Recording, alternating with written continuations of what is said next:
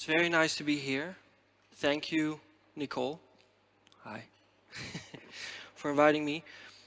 My presentation might be of a slightly different tone because my organization is usually talking to very corporate people, which I feel is important to get the message of sustainability across. I started doing this work 18 years ago. We just celebrated our 18th birthday. I was 19 at the time, and the word sustainability was nowhere to be found in 1999. Can we have the presentation up? Thank you. I would like to show you a 1-minute little, slightly corporate video, so I don't need to talk about any of that anymore. So we got that out of the way. So if you could start the little video, that'd be great.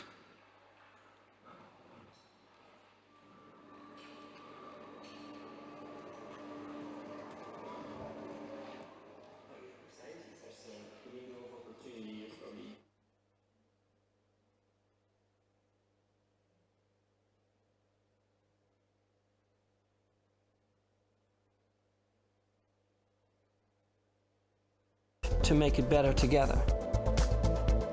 They broaden the scope, look at it from a system level, and that raises a lot of opportunities. Using systems thinking as a way to understand the world around us suddenly opens up a myriad of opportunities that allows you to see things that you wouldn't otherwise see. This methodology allows for moving with the change. And that sets us apart. So I would like to contribute to something bigger than myself. I really want to make a difference and leave a footprint of some kind. My job isn't a job. My job is a passion.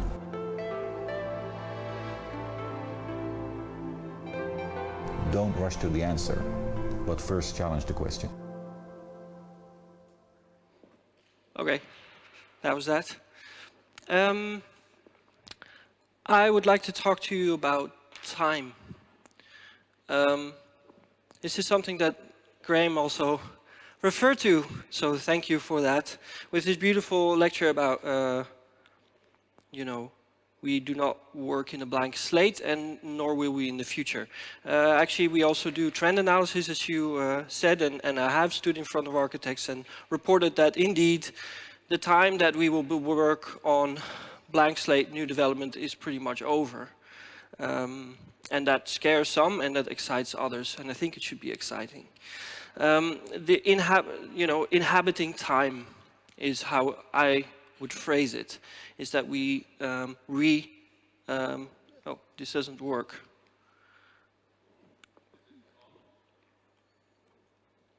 Yeah.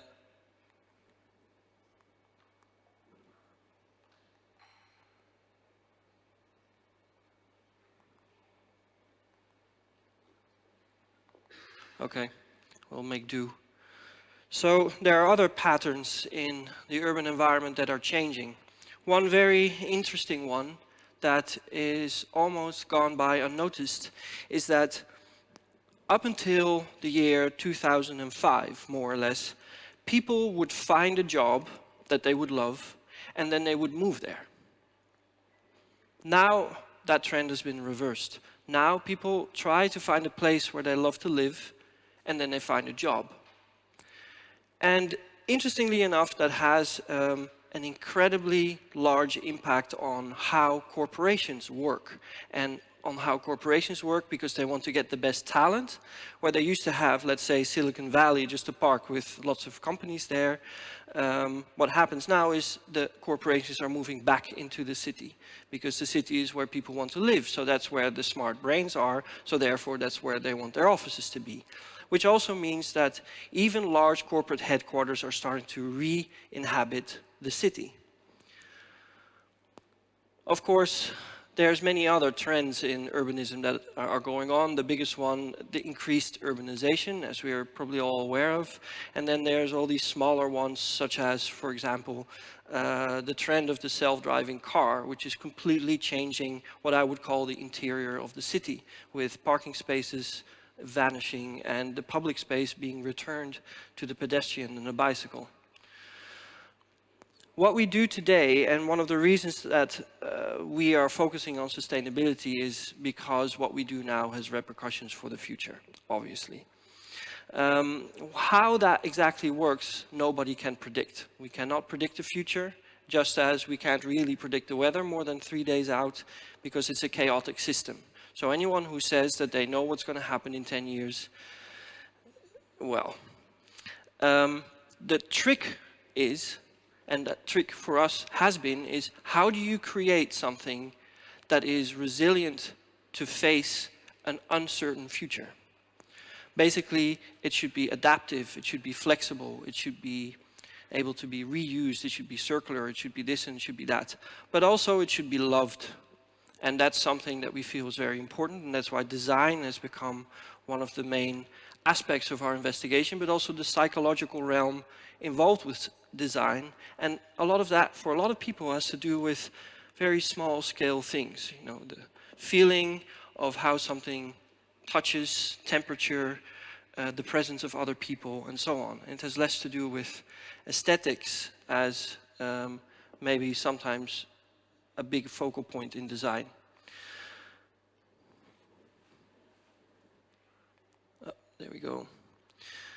So you can see it in the urban environment that we are starting to inhabit these spaces differently, and Graeme showed these wonderful examples of how we're reappropriating listed buildings, buildings of historical value, and also, let's say, a building like this, which may not be a monument. I don't know if it is or not, or a listed building, but it's of course a very evocative one, and one that's inspiring us. What we're seeing is that there is a big shift from, let's say, 15 years ago, where there was a focus on the new, you know, the blank slate, beautiful white interior with, you know, very well designed till the very end of it, to a desire for authenticity and for storytelling and for layers and for more historical values to be included in those layers. And that's something that we've wholeheartedly embraced. So while we're revaluing what exists and what we have to work with, both and what we want to work with, we are experimenting with what are the limits of what we can do there, which are much larger than most people think in the first place. And I'll give you a nice example of that later. I pressed the button. So this notion of re-inhabiting time, both into the future, what do our actions mean in 10, 15, 50, 1,000 years, and into the past of reappropriating, revaluing that which exists, revaluing things like, as Graeme mentioned, waste, which is just materials in the wrong place, revaluing our relationships, revaluing what it actually is that makes our life valuable, our time. So re-inhabiting time has a lot to do with everything that we do. It also has to do with the time of others. The future that we give other people while we make use of their lives when we buy a product, the entire production chain that is associated with that, how are they made, how is it transported, how it's packaged, and what happens with it at the end of its life. So it's time of people and time of things, time of the systems that we're involved with, and how can we create a system that is resilient and therefore in time can continue to exist while it continuously changes and moves and dances with time. So what we do with that and how we try to do it is we call it integrated sustainable innovation. And we basically try to do the whole pathway, so from doing the analytical research and the trends to developing the strategies both for companies and for cities and for buildings and so on. Then we help them with the design and usually rely on other designers to help us with that. And then we do the process management for the development. And the projects that I'll show you, we've basically done the entire trajectory for most of them. So this is who we are. It's a multidisciplinary cooperative. There's, I believe, about 3 architects in here. The rest of them are engineers or industrial ecologists or biologists or psychologists or business developers and so on. So it's properly full-scale multidisciplinary, which is necessary for our work. And this is kind of the range of geographical locations where we tend to work. As you can see, it's pretty spread out, but we haven't been doing so much in the south. What we enjoy doing here, though, is take the knowledge of how other people work elsewhere and bring them across borders to spread the news about interesting solutions or ways of practice. So also the people that we work with range from gigantic multinational corporations to very small ones, to even individuals, schools, universities, you name it. Working on sustainable places, the buildings in the cities, the sustainable organizations, so how do organizations work and how do they work in their supply chain, and sustainable sectors, including sustainable food and so on. The central question in that is, what really is sustainability? The interesting thing is, if I would ask you, and I would love to do that, but I don't really have the time for that, if I would ask 5 people of you, you get 5 different answers. It means something very personal to us, and it means something proper defined in laws and regulations at this point. The official definition is from the United Nations, and it is that we shouldn't be doing things that take away opportunities from future generations. Paraphrased. The problem with that is that you can't test it. You can't test that because you don't know what future generations will want. You can say, yeah, we want water, food, and shelter. Okay, but that's not the whole of the human experience. So what is that exactly? So that is not a testable thing. So we've been working on a new definition, part of our methodology. If you want to later on look up the methodology, it's open source, and it's a full framework of working towards sustainability. And basically, it's the first sentence that's relevant here. Is that sustainability is the state of a complex dynamic system. And that's really the most important part, which means that sustainability is the property of a society or of a system. It's not the property of an object. So you can't say this building is sustainable. You just can't, because it doesn't mean anything. It's like saying this building is love. And it doesn't mean anything either, because love is a relational property between things, and so is sustainability. So how things work together in a dynamic way creates a position where all those things, people, plants, trees, cars, whatever, work together in a sustainable way or not. It doesn't mean that you need to add a piece of material or that you need to subtract a piece of material in order to do that, but you probably need to rearrange the relationships between them. And that's what we try to do. We use systems analysis, as I can show you in a second. And we go through all of these layers in our analysis. So from the energy and the materials, and the ecosystems and biodiversity, so the cultural relationships, the economic ones, and the health and happiness of each individual. We go through quite an elaborate process that has been entered on both design thinking and on more consultancy practices. But basically it means that over here we work with trend analysis, and then we go through the solution cycle with a bunch of people in one room for about 5 days, and then we go through the idea development and do that as quickly as possible with all the stakeholders involved.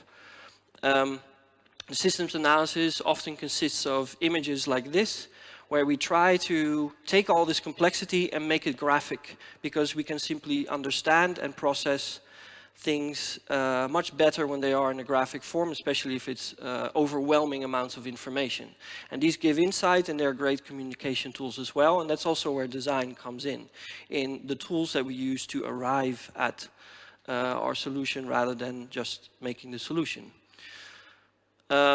For instance, this is, I mean, it's too hard to see, but this is the entire life cycle of a chicken when it ends up as a nugget on your plate. So the input is a chicken over there, and this is all the industrial processes that are associated with it.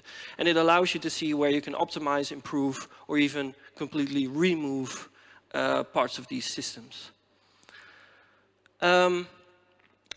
In that process, before I'll show you some example process, what's important, and that's why I put it at the top, is that here below, this orange bit is the same as that stack that I just showed you, the energy, materials, and so on, and they feed parameters of flexibility and awareness and connectivity, and in the end, they go to these 3 parameters, which are the main consistencies of sustainability. Something needs to be resilient, it needs to be autonomous, and it needs to be socially equitable. If it has those 3 parameters, it is sustainable. And that way you can kind of unravel it, and through analysis and research you can arrive at resilient long-term solutions. And that's what we've done for all of these projects. So as a quick example, this is a project from 2005, quite some time ago. It was an old bus terminal in the center of San Francisco, and we were asked by architects Pelly Clark Pelly, you may know them from the skyscrapers all over the world, to do something with this because they wanted to build a skyscraper and they didn't know how to deal with this existing bus station. I mean, they wanted to basically demolish it and build something new. And we said, no, you don't have to. You can actually reappropriate its value and then add something to it. And the solution, just very short, is the world's largest ecological rooftop that we just built on top of it with the shell around it. And this will be completed next year.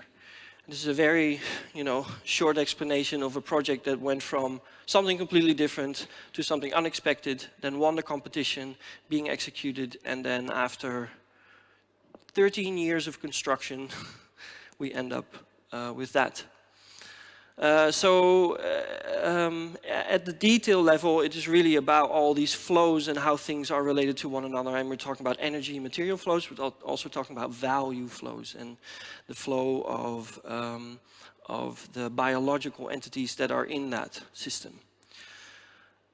So for inhabiting spaces, I picked a couple of main themes. I don't have the time here. Can you do this? 10 minutes? 5? Okay. There's a reappropriation of value. This is a project that we did for Delft University where we basically reappropriate the outside space as an inside space and use that as a quality without plastering it, without doing anything, and just keeping it as it is, capturing the heat through the greenhouses and making a botanical garden inside, and then changing this into this interesting outside space that was actually performative. This was just a heat plant. So you're reusing space to generate electricity and heat, but you're using it in a way that's actually inhabitable. This is the redevelopment of one of our first offices, where we basically reappropriated space, pulled down all of the materials from the ceiling and reconstructed them into the furniture. So everything in the space basically stayed in the space. The integration of primary cycles. So this is a highly listed, like a highest class listed building in the Netherlands. It's an old shipyard, and we weren't allowed to touch anything. We weren't even allowed to paint it. So what do you do with that? So what we did is we inserted, this is actually the reverse of that beautiful project that you showed, we put a glass cocoon inside of it that could be removed, and basically you end up with this, which is completely self-sustainable in terms of energy and water.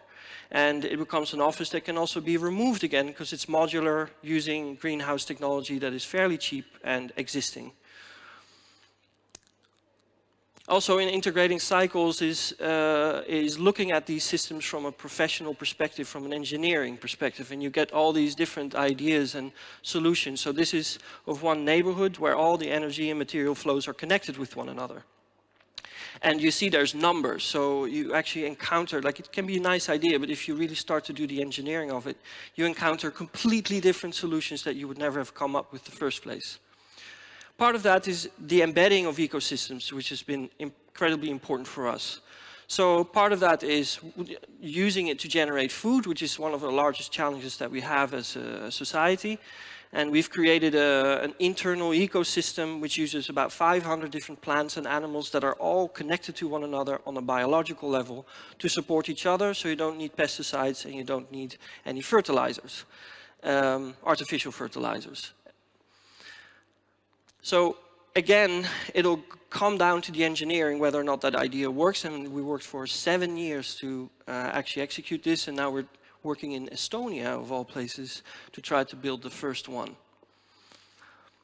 The last one is resilient development. It's, make something that can move with its time and change while the reality around it changes. This is a project for the World Trade Center at Schiphol Airport, which is, this building is existing, and right next to it they just wanted to make an extension. They asked us to develop a concept, and we said, well, I don't think it's a good idea to make the extension because people are already unhappy with this building, which is not even 10 years old. So how do we make something that actually you build it, but then make everything around it more sustainable by its presence? We call that catalytic building. So we upgraded 10 times as much square foot with the building as the building itself. So again, looking at all of these flows and using that as an input, and then going into increasing details about that, and then ending up with a presentation that goes way too fast. With basically, it's a glass cocoon with an ecosystem inside that manages most of the energy material cycles, and then there are buildings put inside of that which do not need to be climatized. And they can be very rapidly reconstructed because there's no infrastructure inside of them. So basically, this is an indoor shot of the building. So there's actually a mature park inside of the building. And these buildings they could be constructed using the same technology as you do in an expo or something, because they don't need to be water or wind tight and they don't have infrastructure in them. So they can be used for expression and they can be reconstructed very quickly. I think I'm almost out of time, right? One little thing that I just added in yesterday because there's so many great Estonians here. This park that we've built a master plan for in Rakvere in Estonia, it will be ready in about 3 years. And basically it embodies all of this, but it inhabits something that Pile was talking about in her presentation, the mansions that are in Estonia all over. It's a mansion like that, but then reappropriates it and makes it into a self-sustaining eco-park, providing all its own food, all its own water, and all its own basic materials. And it has, again, a very different aesthetic, which is derived from the place rather than from the time. And it, these diagrams. So, last but not least, if you're ever in the Netherlands, feel free to drop by. This is our office, which is also a listed building, which is the first energy neutral listed office building in Western Europe. And we're still in the process of decorating it, but this is what it looks on the inside, which I think is absolutely tremendously beautiful. And here on the inside, we will also be building an ecosystem as we've been doing with our other projects. And hopefully it'll start to look something like this in the end. And I think that's that. Yes. One little thing, I brought some little booklets. If you want to know more about some of these projects, you can just come to me and I can give you one. Thank you so much.